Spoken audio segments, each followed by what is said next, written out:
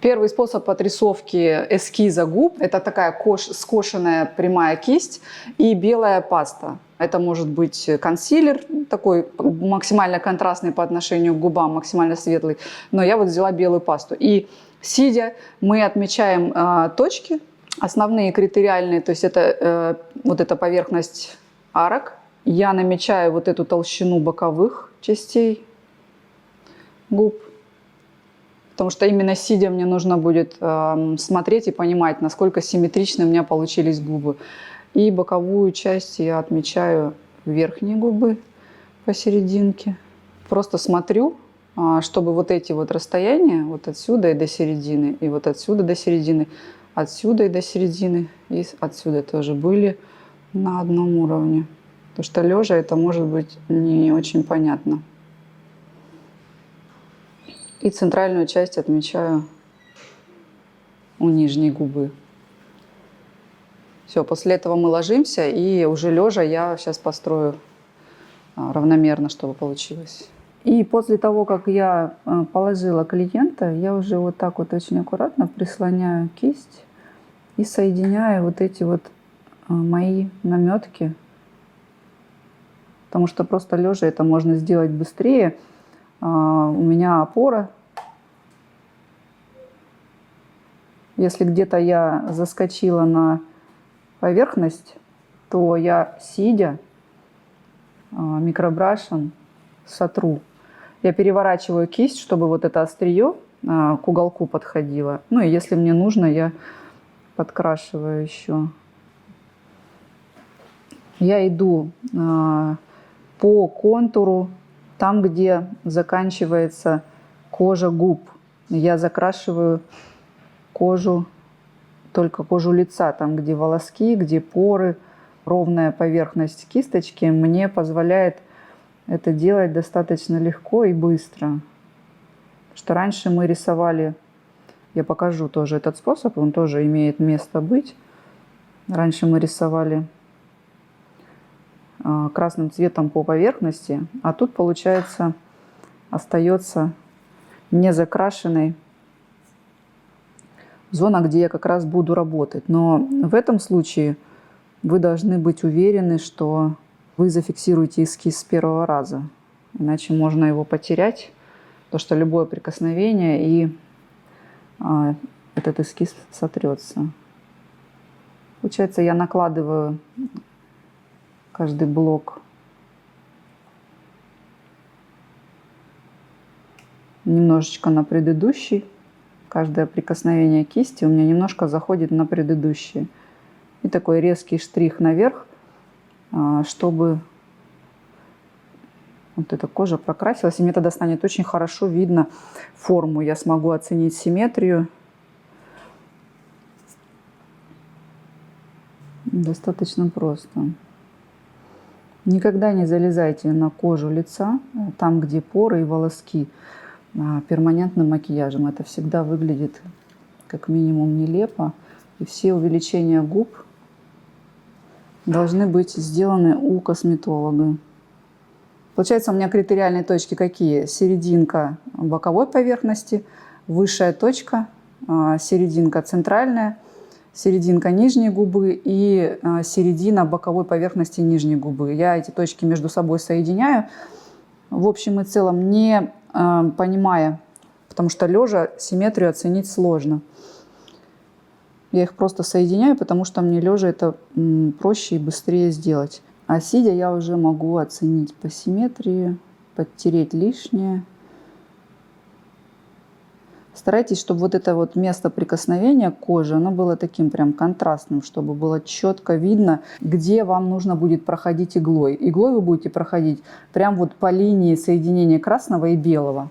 У меня клиент лежит, поэтому я могу немножко переехать, чтобы мне было удобно прикасаться, потому что вот так выворачивать руку было неудобно. И я теперь сижу как бы из-за головы. Обязательно проверьте, чтобы вот здесь в уголках рта сходились линии в одну точку, чтобы они не вываливались за ротовую щель. Потому что эта зона должна будет очень хорошо быть прокрашена.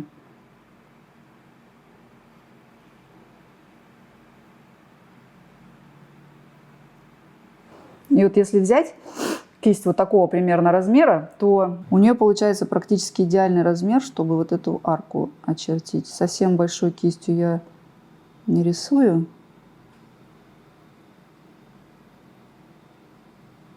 Вот здесь я все растушую, чтобы была такая равномерная поверхность прокрашенная.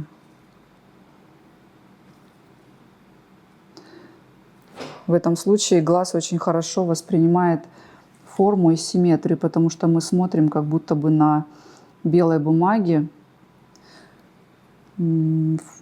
розовые губы и можем оценить и форму, и какие-то огрехи по симметрии.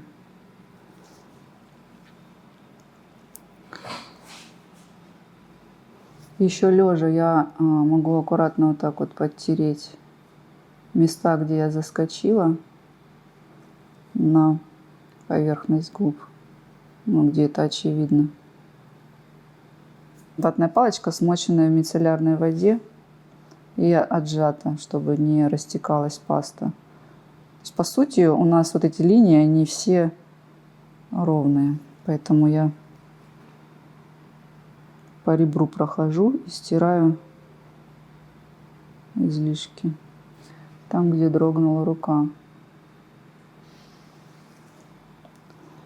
Все, и после этого мы можем сесть и уже оценить вот эти вот расстояния, чтобы они точно были на одном уровне. Так, вот сейчас очень хорошо видно и форму, и то, что вот немножко вот эта часть у меня выгнутая, вот эта часть более прямая. На этом этапе можно обсудить. Может, она хочет покруглее, чтобы было, и тогда мы просто подтираем вот эту вот немножко зону, потому что это вполне возможно. Здесь мы еще не вывалимся на кожу лица сильно.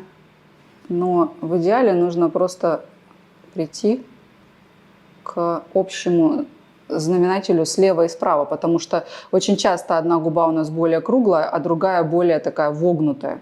И мы можем эту немножечко выровнять, а эту немножечко скруглить. И у нас получится максимально тогда симметричная верхняя губа. Поэтому я там подтерла, а здесь немножко уменьшу.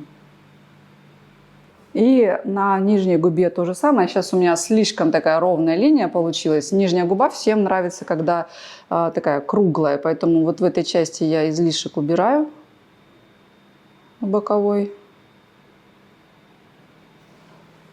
И то же самое делаю с другой стороны, прям по ребру.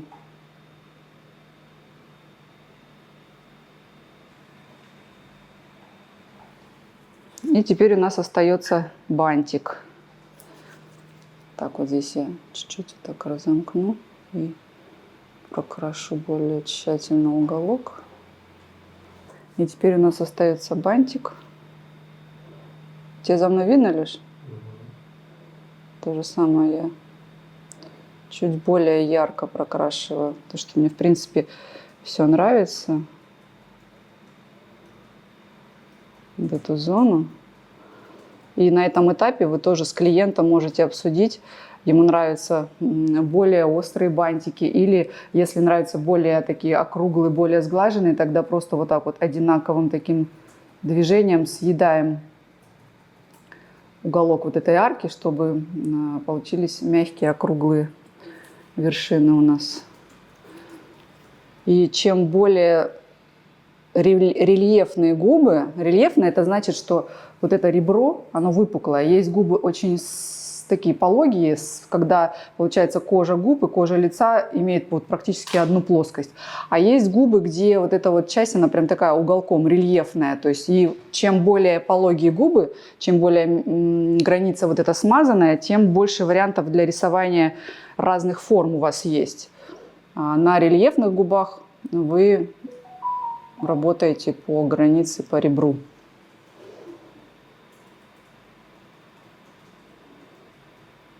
Тут я как бы просто очищаю поверхность.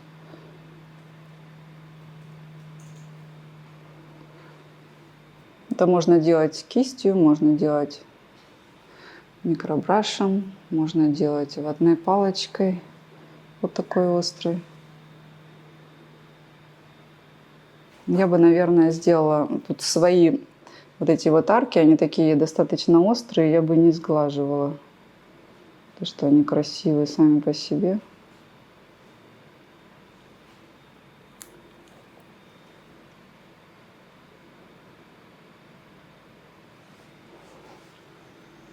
Ну, чуть-чуть улыбнись. Немножко. Когда улыбается, мы смотрим на вот эти вершины.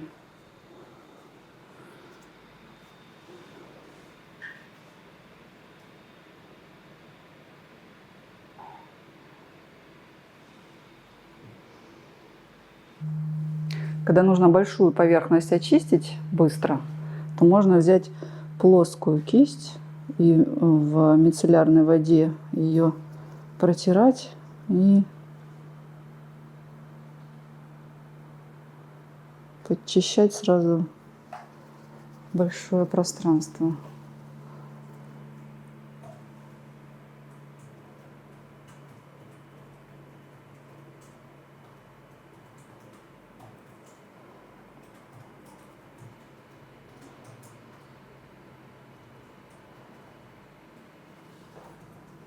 Получается, что вот эта вот арка у нас цветом губ закрашена, ну то есть она в общем и целом вся закрыта. А вот здесь незначительно, вот прям немножко, нужно будет выйти на кожу, чтобы они стали максимально симметричными, вот эти арки. Вот здесь во внешней части. Сверху припудриваем пудрой фиксирующей.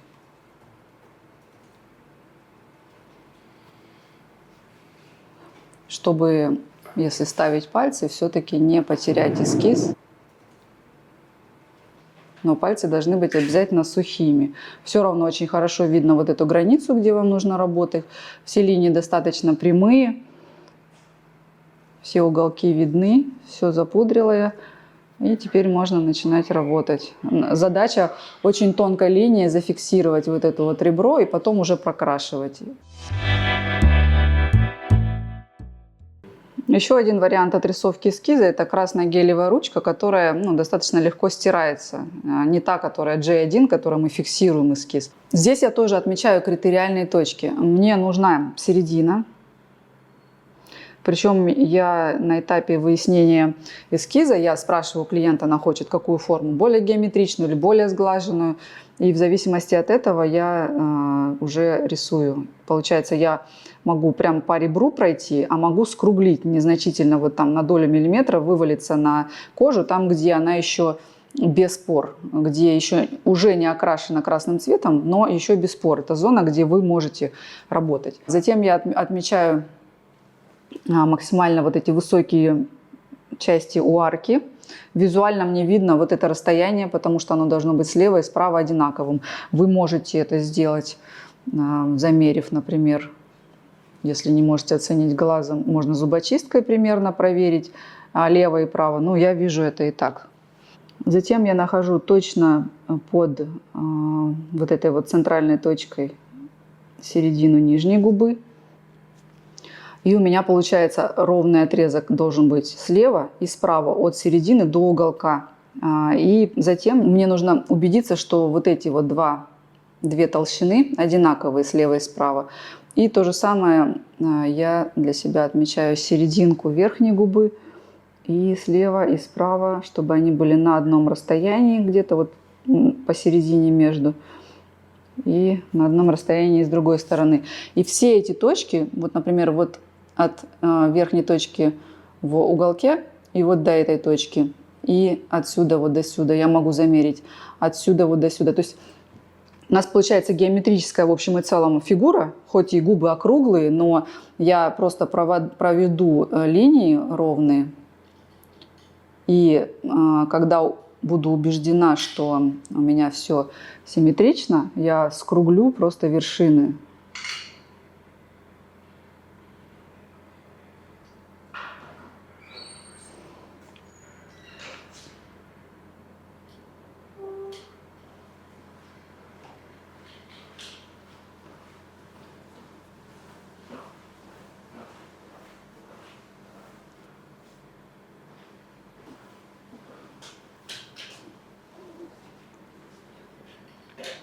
Здесь так интересно, такая особенность мимики, что во время улыбки вот эта губа выгибается, а вот эта вгибается. Поэтому нужно в расслабленном состоянии рисовать и с учетом этой особенности.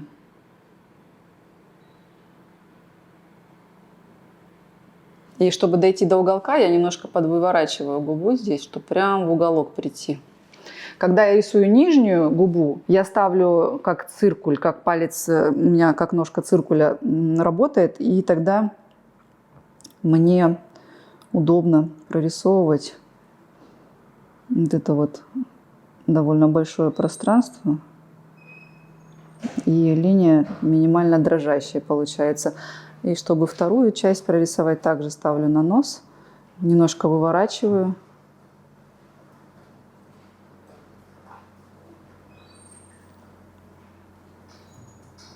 И прорисовываю. Причем я стараюсь рисовать так, чтобы ручка не выскакивала на чистую кожу, на поверхность, там, где я не буду работать. Пусть она лучше вовнутрь заходит на красную поверхность, потому что мне нужно будет рисовать тоже по границе красной и красного и белой кожи.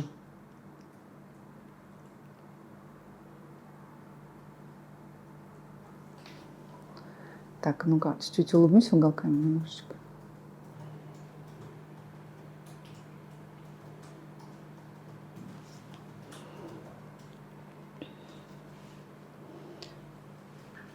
Если меня смущает линия, я вот так чуть-чуть растушую, потому что иногда получается, что линия слева и справа не одной толщины, и это начинает смущать, и ты не можешь понять.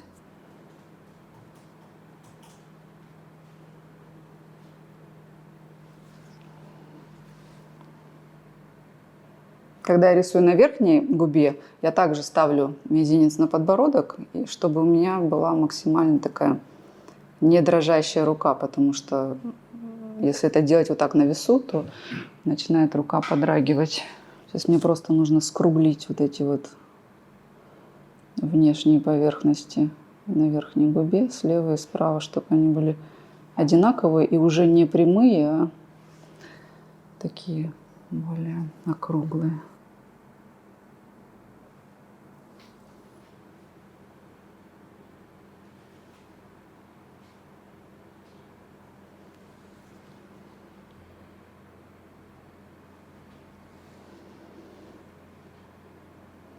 Нужно очень внимательно следить за тем, чтобы вот эти вот... То есть если я возьму и буквально на долю миллиметра вывалюсь вот здесь, у меня одна арка получается такая большая, круглая, а другая маленькая и резкая. Вот за этим нужно следить, чтобы у нас вот эти расстояния максимально высокая в арке, максимально вот здесь вот внизу часть серединки, и вот это вот, чтобы вот эти две линии были абсолютно одинаковыми. Поэтому вот это я сейчас все стираю.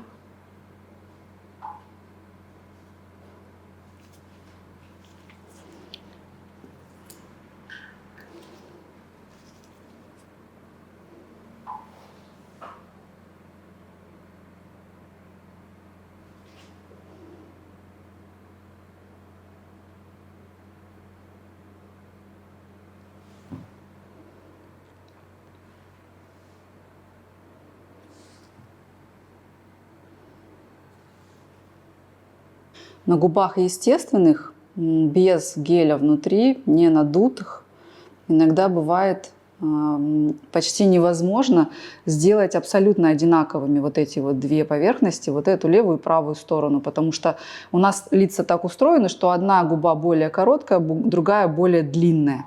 И чтобы вот это все выровнять, мне нужно, по идее, вот здесь вот немножко уколоть, например, геля, чтобы губа развернулась, раскрылась, и мне ее было видно. Поэтому я в итоге прихожу к чему-то среднему, и я понимаю, что на губах не надутых гелем, которые как шарики, на которых можно нарисовать любую вообще абсолютно форму, иногда бывает невозможно сделать абсолютную симметрию. Поэтому нечто посередине.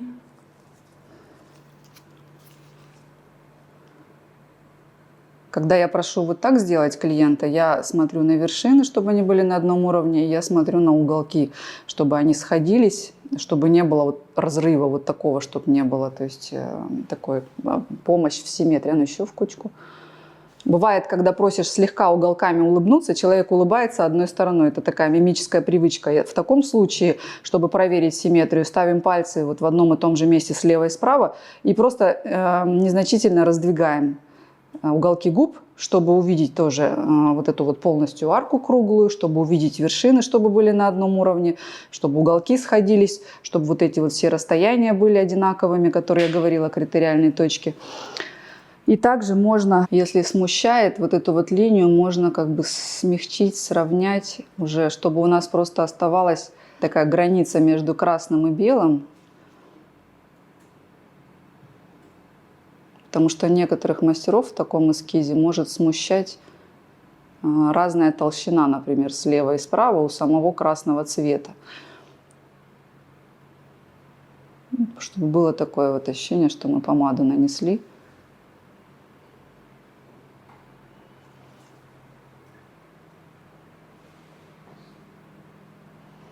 Растушевать.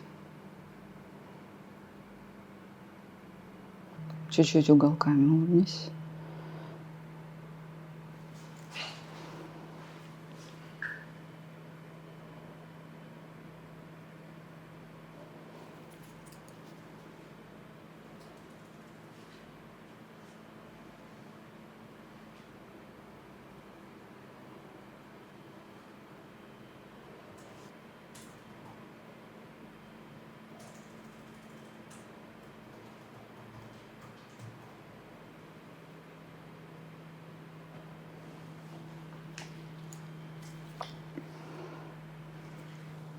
Давно я губы не рисовала.